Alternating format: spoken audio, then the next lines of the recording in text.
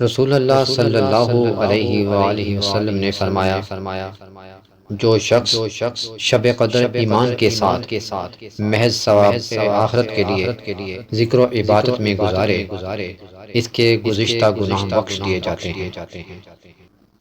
آپ صلی اللہ علیہ وسلم نے فرمایا کہ جو شخص اللہ کی راہ میں جہاد کے لیے نکلا، اللہ اس کا ضامن ہو گیا۔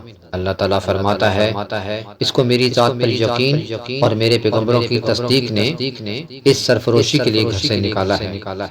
میں اس بات کا ضامن ہوں کہ یا تو اس کو واپس کر دوں ثواب اور مال غنیمت کے ساتھ، یا شہید ہونے کے بعد جنت میں داخل کر دوں۔ رسول اللہ صلی اللہ علیہ وسلم نے فرمایا، اور اگر میں اپنی امت پر اس کام کو دشوار نہ سمجھتا تو لشکر کا ساتھ نہ چھوڑتا، اور میری خواہش ہے کہ اللہ کی راہ میں مارا جاؤں، پھر زندہ کیا جاؤں، پھر مارا جاؤں، پھر زندہ کیا جاؤں، پھر مارا جاؤں۔ حضرت صلی اللہ علیہ وسلم نے فرمایا، جو کوئی رمضان میں راتوں کو ایمان رکھ کر اور ثواب کے لیے عبادت کرے، اس کے اگلے گناہ بخش دیے جاتے ہیں۔